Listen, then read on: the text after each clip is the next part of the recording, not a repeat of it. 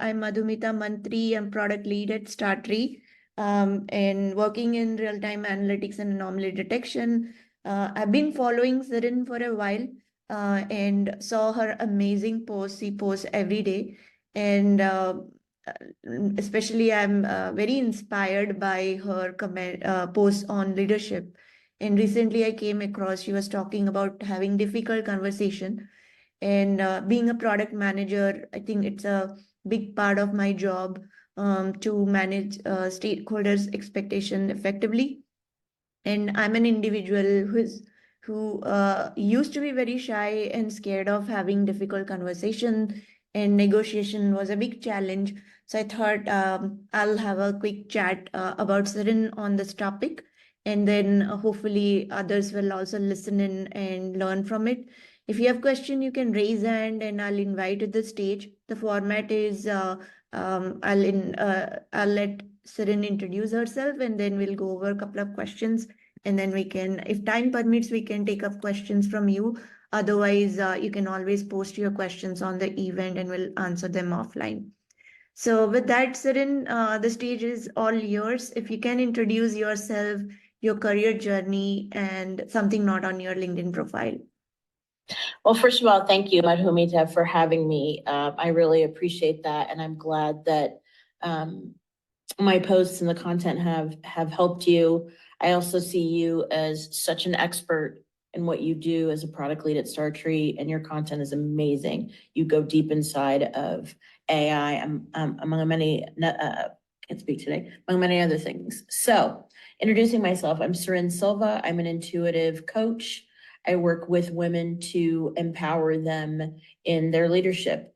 I find that many women, for whatever reason, we won't go into that today, kind of struggle with really claiming their voice and stepping up to the plate and saying what they need, and to be able to do that in a way that is well received and drives influence. Something about me, well, I've been in business for over 20 years. About midway through my career, I pivoted to coaching, specifically because I wanted to help women. And I really enjoy helping people deepen their interpersonal skills. As far as something that's not on my LinkedIn profile, I'm fluent in Turkish.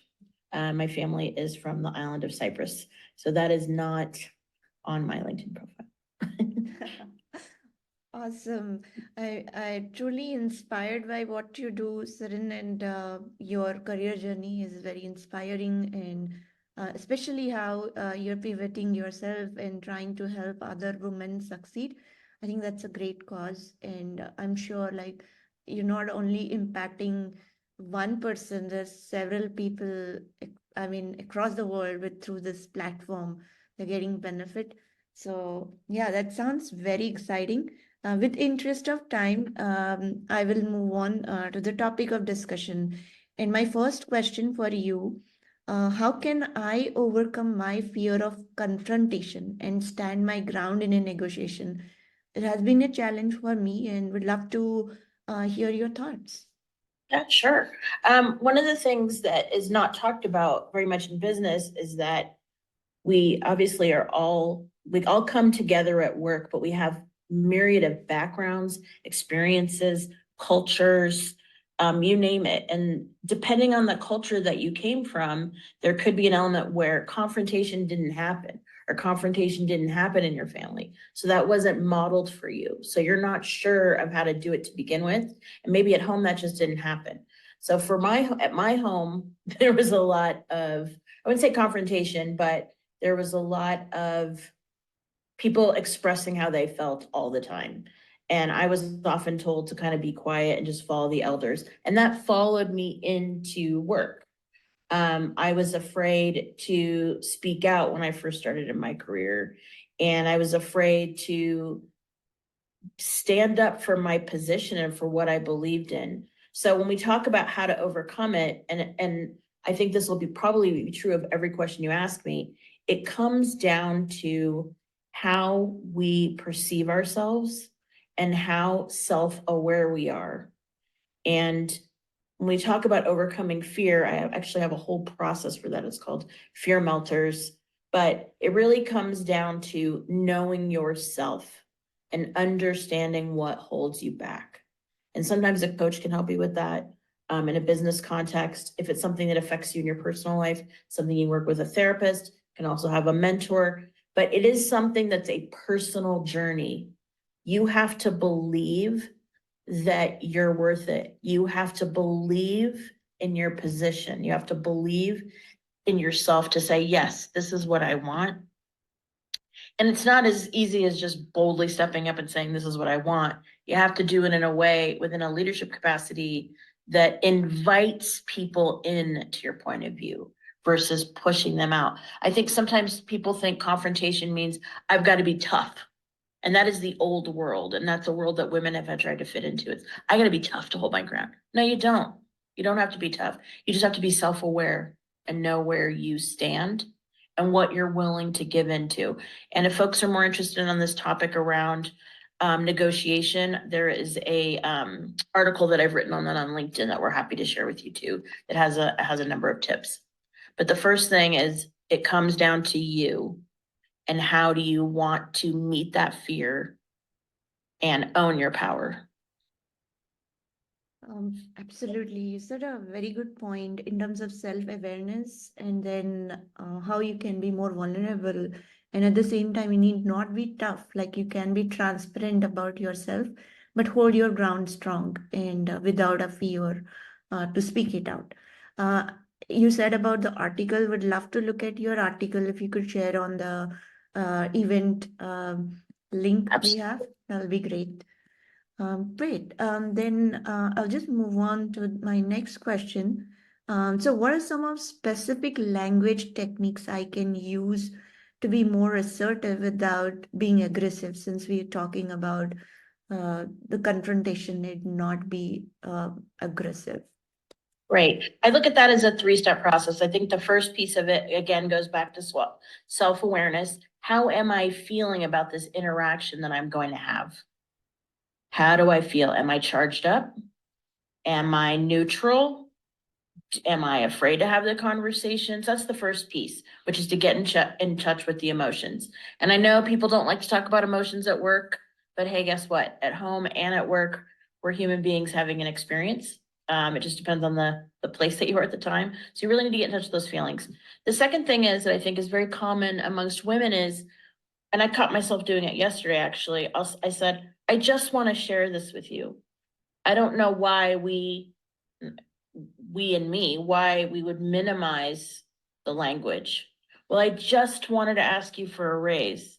That sounds like I'm begging for permission to get a raise when I really should be talking about what do I, what were my contributions and how do those contributions contribute to the business? And to recognize that I have value in that room and I have the right to ask for what I want. Now, when it comes to language, that's a little bit complicated in that everyone has their own sort of verbal style. Like I tend to be very direct. But what I will try to do often is really try to connect to the other person authentically. So what does that look like? How are you? What's top of mind for you? And then use language that can kind of influence that based on the relationship. If you're in a job right now and you're super busy, I have lots of respect for that, but you don't take the time to really understand the players and who's on the leadership team and who you're going to be asking or requesting or negotiating something with, you're doing yourself a disservice. Because once you understand their point of view as well as your own, language becomes very easy, right? Because you're like, all right, I want to talk to you about this. Here's why. You're reading their body language. How are they receiving it? So it does require us to almost step out of the immediate task at hand and understand the dynamics of what's going on. I talk about this a lot of times in management as it's a chessboard. And if you're only looking at your work product and not looking at the dynamics of what's happening with people at the company, you're missing that whole other half of the board. Great leaders can do both. They can manage the work and manage the team, and then manage the relationships and cultivate the influence. So going back to assertion versus aggression, if you're in touch with your feelings, your language is going to be more assertive. You're going to feel more confident. Very nice. Thanks for sharing. Yeah, I mean, completely agree with you. Self-awareness plus environment awareness or org awareness plays a huge role, and getting control over emotions is important, or at least being aware of the emotions. Yeah. We're talking about emotions. How can I deal with sometimes we have the guilt or anxiety that often come with saying no or voicing my needs? When I first hear you ask that question, the first thing I think about is women and guilt and how I'll speak for myself so I don't project it onto a group of people. But for myself, I was taught to be a nice girl and to be a good girl. There wasn't a lot of discussion around what that looked like. It was just be a good girl, be quiet, listen to what's going on. And I think that's where the guilt and the people pleasing comes from. Well, I just want to make everyone happy. I don't want to upset someone by telling them, I need an hour to go do this or that, or I need a doctor's appointment. I don't want to tell anyone that I have to go do that. And I feel so bad. I'm leaving the team. And it's like, you need to take care of your health and go to the doctor, right? So I think I would say, dealing with the guilt and anxiety has to do with looking at people pleasing as a behavior and then figuring out how you want to shift that behavior. So you might want to say, okay, how do I want to show up when I say no? And for me as a coach, I'll go deep. I'll say, who are you? And what is it that you want in this world? And what kind of a leader do you want to be? And when these guilts come up, sometimes we'll do, I'll have people create like little monsters and stuff, and we will name the guilt and anxiety and give them names and say, okay, this guilt monster is called Amanda. So every time Amanda shows up, we're going to be aware that that's happening. So I think that long and the short of it is guilt and anxiety often come from people pleasing, in my experience, having to deal with women. We are taught to sit in the back. And I'm not here to say all people are bad or anything like that, but there is a cultural entrainment that shows up, and we are told to not ask for a full cup of water. We're always like, just give me a half, just give me a taste of the water. It's like, no, you're a human being, you're thirsty, you get the whole cup of water. So it is a learned skill. I would say people can start noticing when they're feeling guilty and anxious. And that's why if you're working on the computer all day and you don't take a break, you're not having a chance to really feel into what's coming up for you. So before you're going to have any of these conversations, take a break, check in with yourself. I'm a big believer in breath work. Take a breath, right? Let the intelligence and wisdom that you have come in. A lot of times we're operating under like an amygdala, let's call it an amygdala hijack, which is your quick response, right? We're on computers all day long. We're getting texts. We're thinking very, very, very fast, but we're not pausing to allow the wisdom to come forward and the self-awareness to come forward. Wow, you're spot on. Like you said so beautifully. I mean, I can totally hear you, like what you're saying. And glad that you shared some of the techniques that I can use to have a control over the emotion and then how to come out of my people pleasing zone. And it's hardwired. And you rightly said we need to put effort, we need to put effort and time to learn the skill if we are hardwired to people pleasing most of the time. That's a great insight you shared. What are some other strategies for handling difficult conversations, especially with colleagues, bosses, or even customers or clients we're working with? Yeah, I actually have been doing a presentation for a number of groups, most recently B of A on this topic, and I think I posted the presentation, which I will share with everyone. But difficult conversations are all over the place at work, and they waste a lot of time, and time is money for a company. So companies care about this as well as individuals. For strategies for handling them, um, the first thing is do not have the conversation when you are emotionally pulled. You're like, I got to go talk to them about that. That just can't happen, right? You're not in the right mind frame to have a conversation when you are charged in any way, whether you're crying, whether you're angry, whatever it is. And that's not to say that those feelings aren't okay. Sometimes things at work happen and it really, really stinks. And I remember, just as much as some other women too, like crying in the bathroom, right? Just to kind of not have people see that that's going on, because we're human beings and we're having an emotional experience. We just have to manage that piece before we go to have a difficult conversation. And that requires time. So even if you're really, really, really mad, the best thing you can do for yourself, or really upset, is to just take a time, ideally at least a day. You got to take stock, think about, what do I want this conversation to look like? What is the best outcome? And also, a lot of times what I see in coaching people is like, we have our point of view and like we're taking that point of view and we're going to figure out how to make it land. What's almost equally as important is to understand the business context. So what happened that created that difficult situation? Is it that it's end of quarter and that your boss has a number that they need to hit and they weren't able to do it, and so they're stressed, and so then they're upset about something and they're coming to you? Maybe that's not a good time to have the difficult conversation. So I'd say self-awareness again. All roads come back to self when it comes to leadership. Taking a breath, a pause, build in a pause. For some folks, taking a walk is really great just to clear your head. And then literally, like you would do a strategy, for the conversation, right? Think out the steps. What does that look like? And then once you feel okay about that, go ahead and do it. Another thing is, if you're really mad, you can always write stuff down in a notebook that you're never going to send to anybody. So before you have that difficult conversation, you want to be really clear.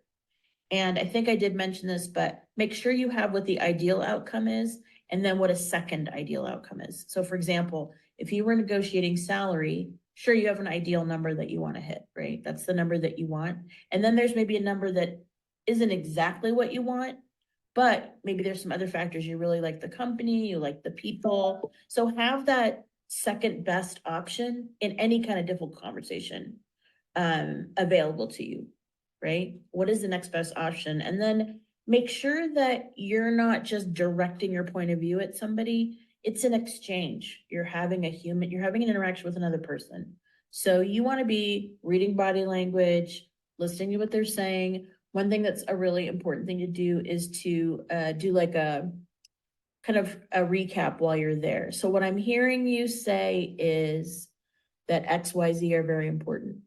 The reason why you want to do that is because sometimes two people can be in a room having a conversation and each person thinks that their version is correct, but their version is totally different than the other person's. So when you say stuff like, what I'm hearing is, it gives the other person an opportunity to say, hey, no, I didn't mean that, I meant this. And also brings them in closer in a working relationship, right? They're like, oh, you're listening to what I'm saying. And what happens when people feel like they're being heard?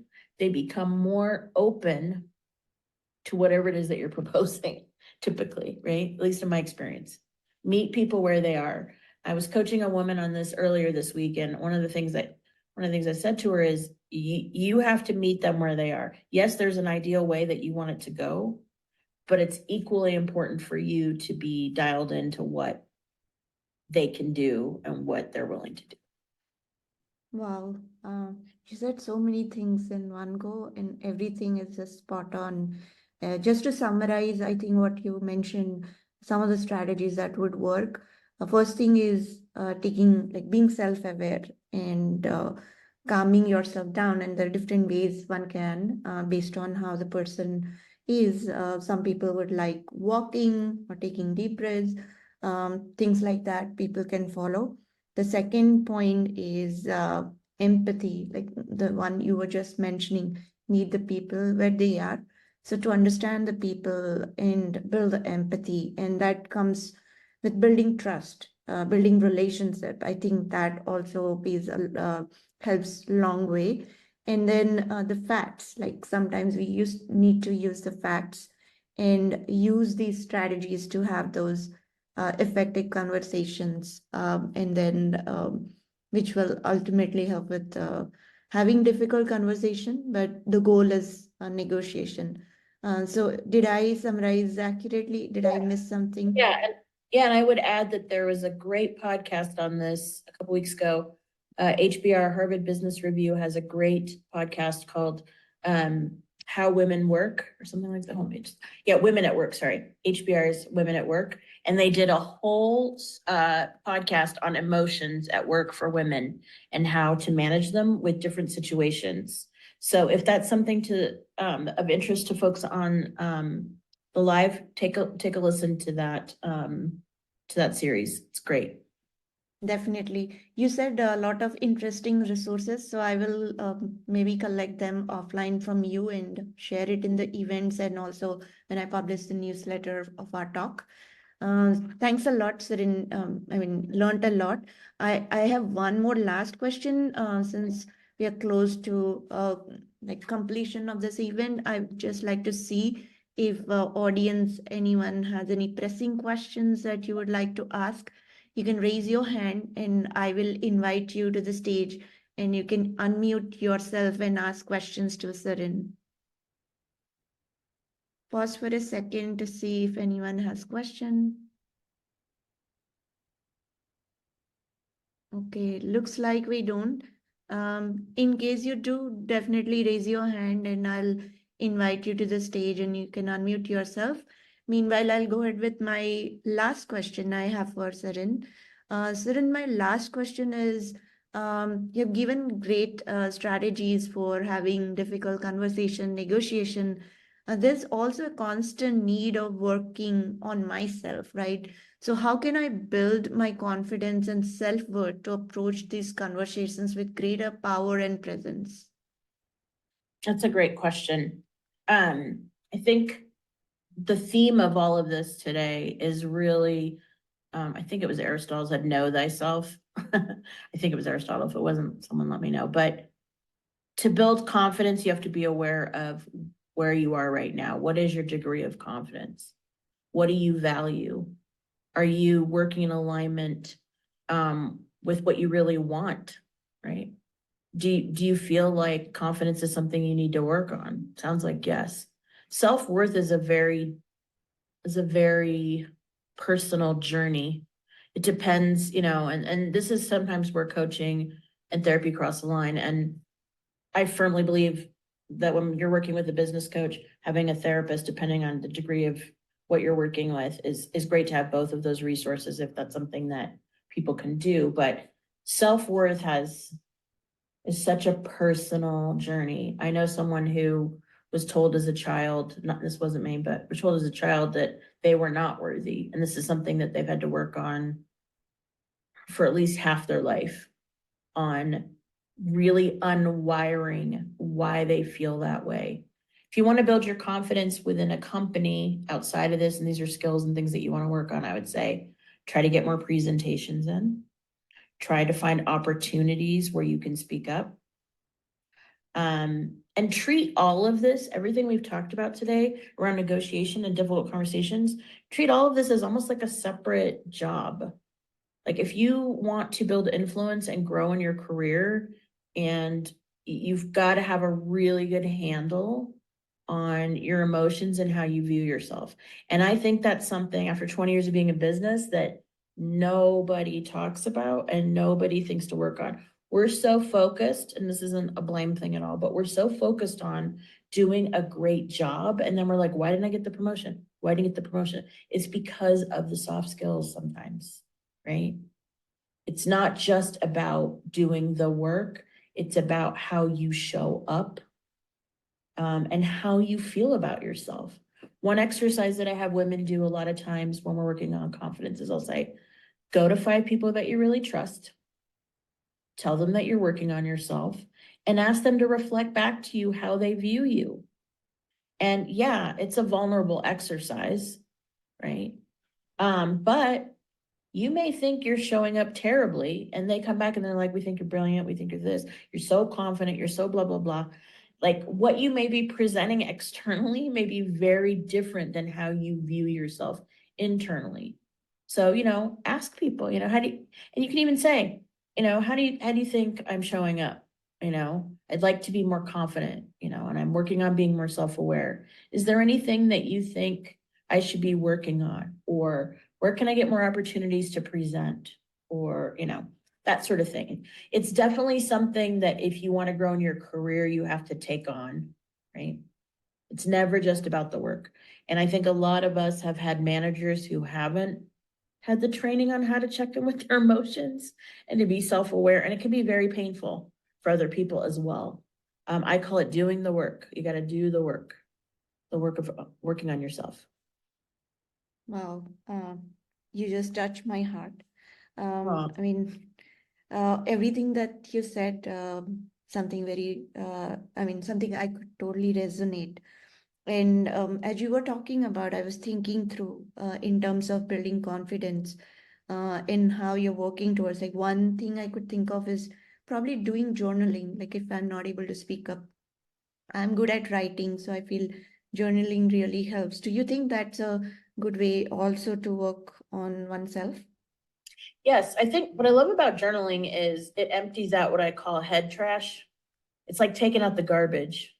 So a lot of times we're walking around, we're thinking about all kinds of things, but there's something about committing it to paper. And I just said, I call it head trash because I think too much power is given to our thoughts. And so it's a good way to cleanse that out. For some people, it's about meditation. I know meditation's talked about so much, and I am a fan of meditation, but the truth of it is meditation's not for everybody, right? So if you're not a meditator and you want to get a handle on some of this, journaling is a great exercise. If you're a more active person, walking, movement, really taking the time to energetically kind of just feel into your body. One of the things that I've been working on, and that is a certification of mine, is somatic intelligence, which is the wisdom of the body.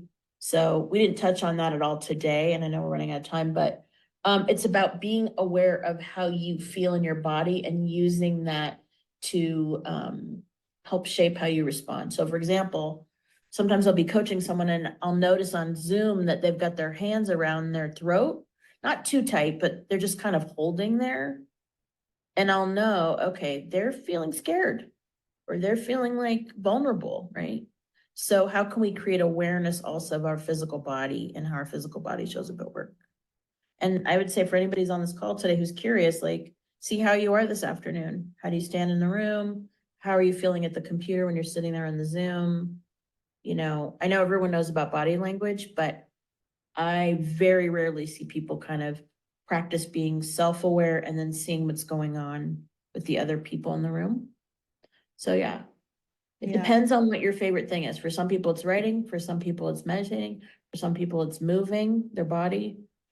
Find the tool that works best for you. You don't have to do exactly what I think everyone's like, I have to meditate. I hear that a lot. I'm meditating and I'm doing all the things. It's like do one thing and do one thing that you really like and just stick with that. So for you, and you are an excellent writer, stick with the journaling if that works for you. Awesome. We are at time. I feel like talking more. Maybe we'll do another session some other point of time. I'll just Sure. I'll respect your time and everyone's else. Thanks everyone for joining and listening to the call. If you have questions for Sarin, you can always DM her or follow her on LinkedIn. Highly recommend. She posts amazing posts. You will learn every day in tiny bits. So thanks a lot, Sarin. Love chatting with you. This was great. Thanks so much. Have a great day. You too. Bye. Bye. Bye everyone.